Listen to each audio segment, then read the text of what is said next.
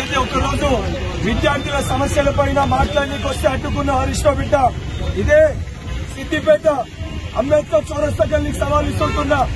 ఇప్పటికెళ్లి ఏదైతే ఆరోగ్య శాఖ మంత్రి వర్గానికి సంబంధించి ఏదైతే ప్రజలకు నువ్వు చేస్తున్న ఇబ్బందుల పైన తప్పనిసరిగా ఇవాళ నేను అడ్డుకున్నామనే సిద్దిపేటకు వచ్చిన నువ్వు భయపడి మా పర్యటన ఉందని చెప్పి నీ పర్యటనను నువ్వు క్యాన్సిల్ చేసుకున్నావు.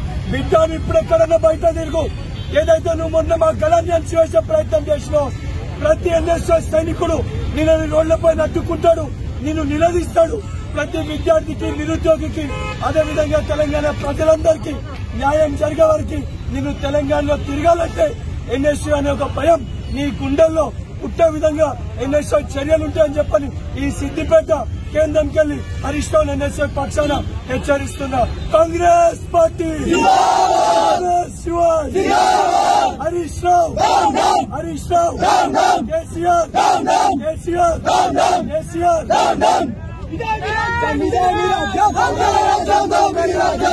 ఏదైతే తెలంగాణ రాష్ట్రం కోసము ప్రతి విద్యార్థి ప్రతి నిరుద్యోగి తెలంగాణ రాష్ట్రం వస్తే మా బతుకులు మారుతాయి, మా జీవితాలు మారుతాయి, మా రాష్ట్రం మాకుంటే చాలు అని చెప్పి పార్టీలకు అతీతంగా ఆ రోజు తెలంగాణ రాష్ట్రం కోసం ప్రతి ఒక్క విద్యార్థి నిరుద్యోగి కష్టపడి తెలంగాణ రాష్ట్రాన్ని సాధించుకుంటే ఆ తెలంగాణ రాష్ట్రం ఈరోజు కల్వకుంట్ల కుటుంబం అదేవిధంగా తన్నీరు కుటుంబం పాలై ఏదైతే విద్యార్థులకి కేజీ టు పీజీ ఉచిత విద్యార్థి ఇస్తామని చెప్పి ప్రభుత్వం చెప్పింది. నిజంగానే కేజీ టు పీజీ ఉచిత విద్య వస్తుందని చెప్పని ఆశతోటి ఆకాంక్షతోటి మారుమూల ప్రాంతాల్లో ఊర్లలో ఉన్న తల్లిదండ్రులందరూ కూడా వారి పిల్లలని గురుకుల హాస్టల్లో మైనారిటీ పాఠశాలల్లో చేరిస్తే అక్కడ సరైన భోజనం పెట్టకుండా ఏదైతే పురుగులు పడ్డ అన్నం అదేవిధంగా కాక్రోచ్ వచ్చే సాంబార్ పెట్టడం వల్ల 120 మంది ఏదైతే మైనారిటీ బాలికలకి అస్వస్థతకు గురై ఏదైతే అనారోగ్య పాలై వారి హాస్పిటల్లో ఉన్నారు. వారి అనారోగ్యానికి కారణాలేంటి దానిపైన స్పష్టత ఇవ్వడానికి కాంగ్రెస్ పార్టీ విద్యార్థి విభాగం పక్షాన ఎన్ఎస్యూ రాష్ట్ర అధ్యక్షుడి హోదాలో హుజరాబాద్ కెళ్ళి సిద్దిపేటకు వచ్చే క్రమంలో ఇక్కడున్న హరీష్ రావు గారు ఆ సమస్యని పరిష్కరించే దిశగా ఆలోచన చేయకుండా ఆయనకుంట మంత్రి బలాన్ని పోలీస్ బలగాలని అడ్డు పెట్టుకుని ఇదే సిద్దిపేట పరిసర ప్రాంతాల్లో హైవేలో నన్ను అడ్డగించి నా పైన నా ఎన్ఎస్యూ శ్రేణుల పైన కాంగ్రెస్ పార్టీ కార్యకర్తల పైన దాడులకు పాల్పడ్డారు.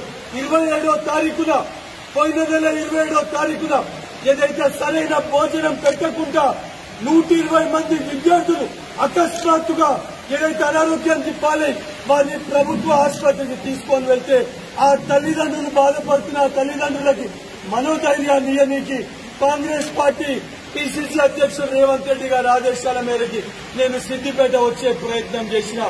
నేను కేవలం ప్రెస్ మీట్ పెట్టి ఏదైతే 27వ తారీఖున మైనార్టీ పాఠశాలైతేనేమి 30వ తారీఖున హుస్నాబాద్ లో ఎస్సీ వెల్ఫేర్ హాస్టల్ ఏదైతే సేమ్ ఇదే ఫుడ్ పాయిజన్ గురైందో దానితో పాటు పోయిన నెల రోజులలో ఇదే సిద్దిపేట జిల్లాలో దాదాపు 8 ప్రాంగణాల్లో 8 పాఠశాలలో ఇదే రకంగా అనారోగ్య పాలై ఇదైతే ఫుడ్ సంబంధించి సరైన రీతిలో పెట్టలేదని చెప్పని ఈ సమస్యలు ఏవనైతున్నాయి.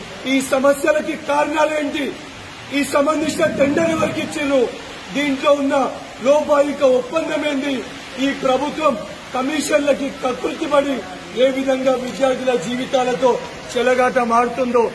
హాయ్ ఫ్రెండ్స్, మా టుడే టుమారో యూట్యూబ్ ఛానల్ చూస్తున్నందుకు చాలా థ్యాంక్స్. మరిన్ని లేటెస్ట్ వీడియోస్ కోసం వెంటనే సబ్స్క్రైబ్ చేయండి. అలాగే ఈ బెల్ ని కూడా రింగ్ చేసేయండి. మా నోటిఫికేషన్స్ అన్ని మీ మొబైల్లో వస్తాయి. అలాగే మా వీడియోస్ మీకు నచ్చితే లైక్ చేయండి, షేర్ చేయండి, నచ్చకపోతే కామెంట్ చేయండి.